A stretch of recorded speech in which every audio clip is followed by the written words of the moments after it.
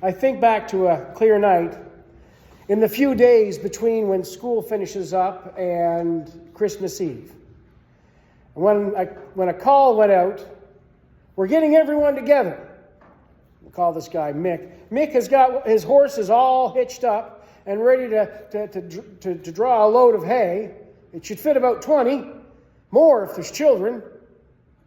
And so, coaxed, I brought along a large thermos of hot chocolate and cups, of course, and of course marshmallows to go with that.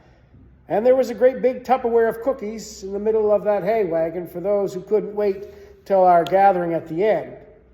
We were all bundled up in our warmest, and it was not our overcoats, though, that was keeping out the cold. It was the company. And that only kept us warm just to the edge of our cheeks and noses, which got nice and red and rosy in the clear, brisk air. There wasn't a cloud in the sky that night. Stars were everywhere, which meant that was going to be a mighty cold night.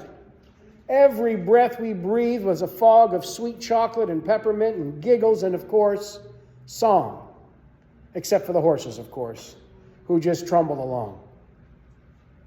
We got to the first stop. It was a seniors group home, and we tumbled into the partially heated main entry. Residents in bundled dressing gowns came down to through the decorated halls and watched as our muddled mass got into some sort of order, and sheets with lyrics were passed around to us, and someone gave a count, 1, 2, 3, and somehow a version of God Rest You Merry Gentlemen came rolling out of us into what was a silent night 5 minutes earlier. And I heard someone say, they sure brought a little Christmas, didn't they? And some of them had tears, both in our crew and in our audience. And the children made it all the merrier with their ardent discord, which for Christmas is perfect harmony. Those tears of joy and mirth were not wiped away, but fell to soaked in sweaters and mittens under smiles that would reappear every time that night was mentioned over the next number of years.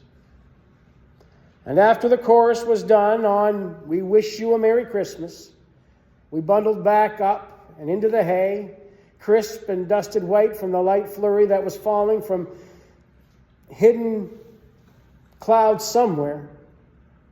And we repeated that scene in what seemed a dozen houses, ending in one person's very large living room where we stayed and sang until the evening became night.